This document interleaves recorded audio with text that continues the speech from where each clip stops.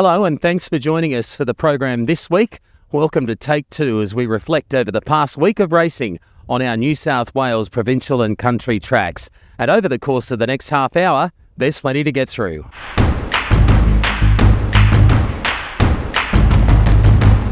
Take two time racing was at Cowra this Monday, the 10th of March. We had a 7-race program, beautiful for conditions for racing. The sun was out and we're on a good for surface. I've picked out a couple of horses that I'm pretty keen to follow in the coming weeks. The first horse I want to highlight went around in race number 2, Spicy Lou, a 2-year-old filly taking on the older horses. She was only having her first start in a race. She'd trialled okay leading in. She didn't have a lot of luck in the run. She was caught 3 wide from the outset, but was still simply too good. Into the straight, Fire Up is now tackled by Spicy Lou the outside, who dashed to the lead, and Spicy Lou drew clear over Fire Up. La Chaperone is running home all right, but it's going to bolt in here. Spicy Lou first. Yeah, it was a dominant performance in the end from Spicy Lou. She looks to have a bright future. The next horse I want to follow went around in race number 3. Prince Papa from the Pat Murphy stable was resuming from a spell this afternoon. It was a bit of a surprise result with Walk Up Start getting the win, but I really like the way this fella found the line late. Prince Papa's running home well. Walk Up Start's getting a rails run here. Chico Casino in front. Walk Up Start is finishing quickly on the inside. Chico Casino. Walk Up Start has nailed it on the line, I think. I think Walk Up Start might have beaten Chico Casino in a very close go. Prince Papa. There's no doubt in my mind that Prince Papa is really going to benefit from today's hit out. Watch out for him next time, particularly if he gets out over 1,400 metres, perhaps on a bigger track. So the 2 horses to follow out of this Cowra meeting this Monday, the 10th of March, Spicy Lou and Prince Papa.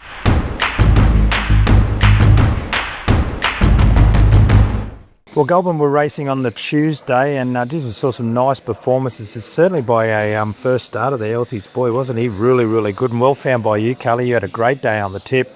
You tipped another winner at $12 as well, so kudos to you. It doesn't happen, I'm going to say very often, but actually at all, so I'll savour today. You did well. You did really, really well. And one of those horses that I do like comes out of that race. It was quite a good performance, I thought, from a horse on debut, Son of Ruby. Trained by Danielle Saib, was having its first start, as I mentioned. They won the first race with a very nice filly, didn't they? And this horse was really good, running second behind the tip of Kayla's that was able to win. But I thought this horse, Son of Ruby, for a debutant, they did protest unsuccessfully, but watch for him next start, the Son of Ruby. And Son of Rubik coming down the outside. Sure Intentions, Too Darn Sassy. Son of Rubik starting to run on. And Obvious Icon hasn't picked up at all here. It's Too Darn Sassy. Son of Rubik laying in on top of it. Too Darn Sassy's in front though. Too Darn Sassy. Too Darn Sassy. Too Darn Sassy. What a few days for Barb and the boys. There's another winner. Second went to Son of Rubik. Good effort. The winner was just too good. Too Darn Sassy, who had the blinkers on for the first time, and I thought Son of Rubik was pretty gallant in defeat. What did you come up with? I like a horse called Black Brigadi. Now, he's still a maiden. He had 4 starts last preparation. I remember liking the look of him. He was always quite raw, getting back and finding the line well, but showed glimpses of ability. They spelled him. He'd had 2 trials in preparation for his first up assignment today, which I thought was good. And as we can see, for him on the inside here in Gary Portelli's colours, I thought he found the line quite well to run third. 400 to go here, and the Mona Lisa up along the inside from Just Chill. Vinsanto chiming in. Dark Stratum a ways behind those. Incantation coming down the outside, and Stratum Star, or Sheriff Star rather, looking for the way clear, and Black Bugatti getting up along the inside as well. Incantation out wide with Dark Stratum that hit the front, but Incantation, the Godolphin filly, Incantation goes on to win. Dark Stratum second, Black Bugatti on the far side. I like the way he found the line there. He looks to me like he's going to really thrive when he gets out over a bit of ground. And we spoke to Darren Beedman prior to that race, who obviously had the winner, Godolphin, and they said they felt that Incantation could be a midweek horse. So I thought that the form might stack up out of that race, and the way he found the line, if he steps out to a mile or so next start, I think he's one we can follow closely. Yeah, there's some good maiden performances, wasn't there? Incantation and the winner, Too Darn Sassy, and also the My Take Two horse, which was Son of Rubik. And for Kayla, Black Bugatti from the Gary Portelli stable.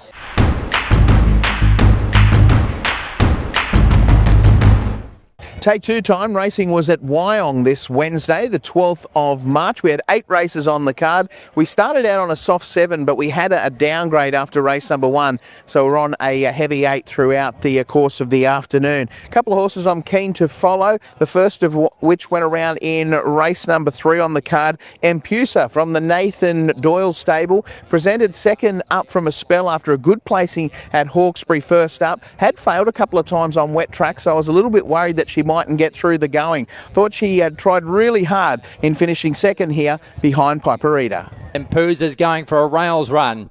In the straight, here comes Piperita, out wide with Empusa the fence. Exo Thrill boxes on, but Piperita's hit the front. Empusa's trying to go with it, but Piperita's in front near home and too good. And a roper back in the winner's circle on Piperita. Scores from Empusa second. Clearly the winner, Piperita's got a nice future and was simply too good on the day. But I think if Empusa finds herself in a similar race in the coming weeks, perhaps on a firmer track, she's going to be awfully hard to beat. The next horse I want to highlight went around in the following race, race 4, the Super Maiden over 1,600 metres. Ella Hazel was second up from a spell today. Produced an eye-catching run down there at Kembla Grange when finishing 4th over 1,300. Today she lobbed in a nice spot, 1 out, 1 back, and relished getting out to the 8 furlongs. Coming up towards the home turn, it's Stormbringer just in front of Darn Cute, Ella Hazel. San Gabriel makes a line of 4. Coming up to the turn, it's Ella Hazel now looming and hitting the lead from Stormbringer, beaten off. San Gabriel the outside, but early in the straight, it's Ella Hazel and San Gabriel fighting it out with Ella Hazel a length in front and going well. It's Ella Hazel, 50 metres to go, holding San Gabriel. Great ride, J. Parr. Ella Hazel too good. Well, she certainly got plenty of potential, Ella Hazel. Richard Litt looks like he's got a really nice horse on his hands. She's beautifully bred, and I think she's just going to continue to improve. So the 2 horses to follow out of this Wyong meeting this Wednesday, the 12th of March, Empusa and Ella Hazel.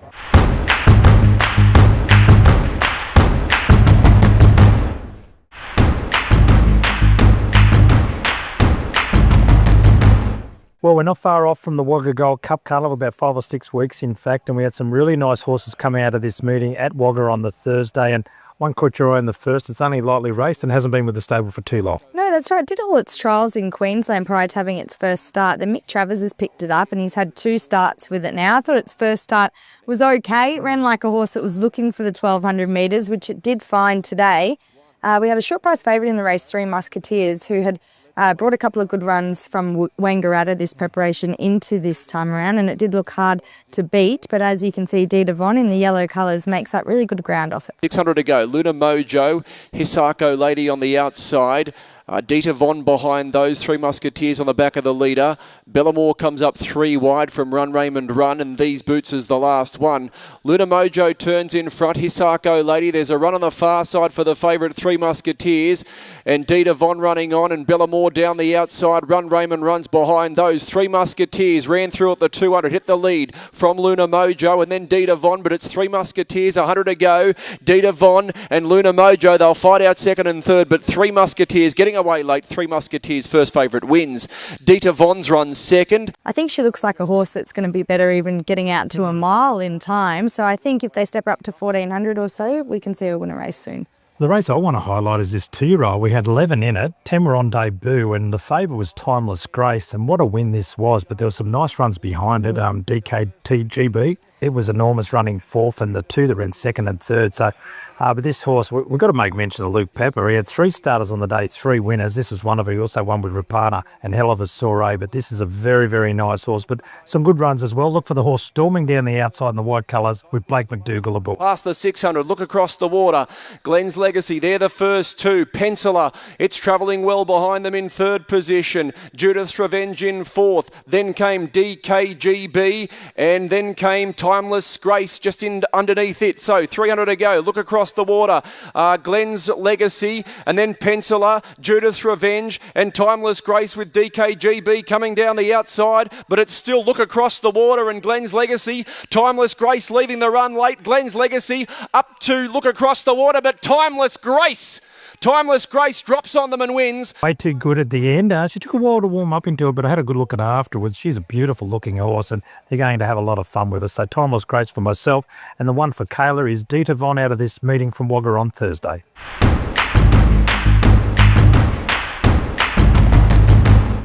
Take two time racing was at Muswellbrook this Friday, the 14th of March. We had an 8-race card and we had perfect conditions for racing. The sun was shining. We're on a soft 5 track. I picked out a couple of horses that I'm keen to follow at their next start. The first horse I want to highlight went around in race number 5 from the Brett Kavanagh stable. Strand Care was coming off a good win at Scone in late January. Today, didn't have a lot of luck. Was caught off the track, but I like the way he picked up the last little bit. Strand Care, I should say, down the outside, but Mr. Trackside dashed to the front with 150 metres left to go. Put 2 lengths on Prince Kiro. Daymani nearer the inside. Then Strand Care, but Mr. Trackside's a mile in front with 50 left to go. And Mr. Trackside, the favourite, too good. You might hear more, though, because Daymani was obstructed for a run there, so hold your ticket if you're on the second horse. Mr. Trackside was too good in the end, but Strand Care, he was really starting to find the line the last 100 metres or so. I just think if he has a more economical run in transit next time out, he's going to be very hard to beat. The next horse I want to follow went around in race number 6. This was a benchmark 58 over the 1,280 metres. The short price favourite, A Pound of Salt, was too strong, but I really like the way this promising filly, Rose's Imminent, started to warm to the task late in the piece. Around the turn, more to the star in front, led by a length and a half. A Pound of Salt now called on the outside, then Dolly Jane howling victory back to the inside, but A Pound of Salt with 200 metres left to go, got to the lead, put away more than a star. Dolly Jane howling victory, then Crash and Bash, but A Pound of Salt's racing away, 100 metres left to go. A Pound of Salt much too good. A Pound of Salt eased down, won by a length and a half. Second over the line was Crash and Bash. Howling victory was third. Then came Rose's Imminent. Yeah, she's a real nice filly, Rose's Imminent, trained by Lou Mary. I think if she finds herself in a race, maybe over 1,400 metres on a bigger track next time out, she's going to be awfully hard to beat. So the two horses to follow out of this Muswellbrook meeting this Friday, the 14th of March, Strand Care and Rose's Imminent.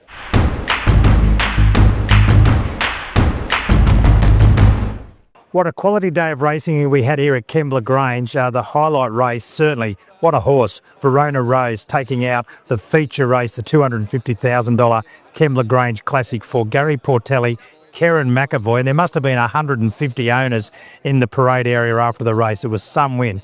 We'll pick up the closing stages. We're looking for the horse storming down the outside in the red, white and blue colours. 200 metres to go is the leader from Cunny Queen. Down the outside, Brigidine Gals. Sun and Sand up the inside. Verona Rose late. 50 to go. Brigidine Gals hit the front from an absolute wall. Late through the centre, Inevitable Truth. And out wide, Verona Rose.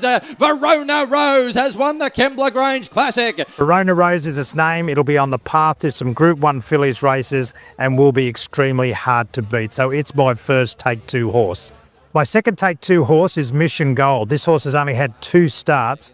Chased home a pretty impressive winner in Lyle, but I just like the way it went about its business. It wanted to run around a little bit in the run to the line, but it was no match for the winner, who was very, very heavily supported. But I think going forward, we can follow Mission Gold. It'll win a race surely. It's only had the 2 starts and been good in both. So Mission Gold closes late, but no match for our short price favourite. Early in the straight, Lyle's held together. Mission Gold just had to weave around there to get into the clear. He's a length and a half off Lyles, who is given his cue now, and Lyles is in front. Mission Gold 2 lengths away. Zephyr on the outside, 150 metres to go. Lyles is in front. He's clear of Mission Gold, who's green in second, and Lyles is going well. 75 metres to go. He's going to lead every inch of the way, and it's gold today for Lyles. Lyles wins it by 2 lengths on Mission Gold. So Mission Gold there, trying hard against Lyles, but Lyles way too good. So they're my 2 horses to follow out of this huge meeting at Kembla Grange on Friday.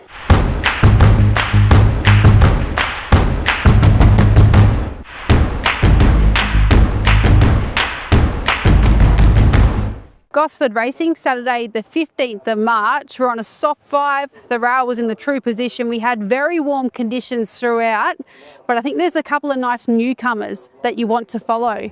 The first comes up in race 2. It's I Am Overs. She was having her first day at the races here this afternoon. She had to take her medicine early from the gate. You'll spot her in the navy and red. She doesn't have much room early in the straight, but I love what she does late in the piece to run third. At the point of the bend, out Upcast Alley held together at the top of the straight by 2 Missile Magnate, Alabama Charmer, starting to build up the momentum down the outside. That I Am Overs and Return Artist. Here's Missile Magnate moving up quickly. Missile Magnate moved up on the outside. I Am Overs charging home late. Missile Magnate in front, and Missile Magnate strong wind.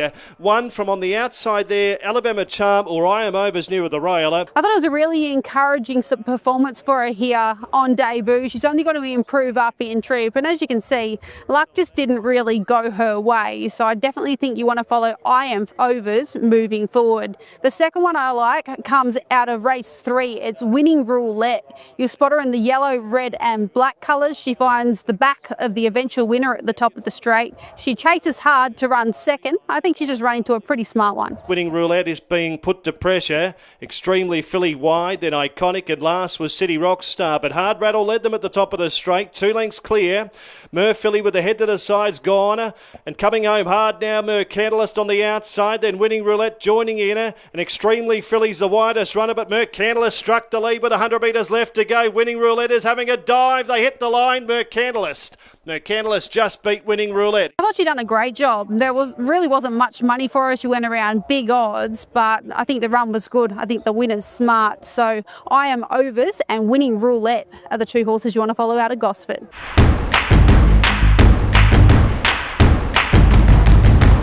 Take 2 time racing was at Coonamble this Sunday, the 16th of March. Of course, it was the Western Racing Association Country Championships Day. It was a very warm afternoon. I've picked out a couple of horses that I thought might be worth following going forward. First horse I want to highlight went around in race number 6, Naval Officer from the Jim McMillan stable. A horse that generally gets back in his races. Watch the way he finishes off behind Princess Sepang. Making ground was Naval Officer, a break back then to Nipper B, and further out on the track there, Star Stroke, and the fairway back came Still Well. As they come down halfway down the straight, Star Stroke was after Patiro. Princess Sepang's coming home well. Sanzino called upon is still a length and a half off them. Princess Sepang was the leader. Sanzino running home all right down the outside Still Well with Naval Officer, but Princess Sepang's too good, and Princess Sepang has won from either Still Well, Sanzino, Naval Officer. Yeah, I thought he was a little bit unlucky not to get into the placings, but I think if he finds himself in a similar race, perhaps over the 1400 metres in the coming weeks on a big track like Dubbo, he's going to be awfully hard to beat. The next horse I want to follow was our winner of the Western Racing Association Country Championships, Gallant Star. He's now the $3.50 favourite for the Country Championships final. Not many would have had him in front, but once he got there, he was never going to be run down. Gallant Star at the 400 kick right away here from Plenitude, followed then by Stockholm. Over on the inside, Sports Page running home well was Dion, and Rouge Moulin, but Gallant Star is raced away by about 4 lengths. Coming home well was Rouge Moulin, followed then by Plenitude and Poison Point, but Gallant Star is racing right away. Lovely positive ride from Jason Collett saw Gallant Star bring up his 6th career victory. He's very much on track to win the Country Championships final. The 2 horses to follow out of this meeting here at Coonamble this Sunday, the 16th of March, Naval Officer and Gallant Star.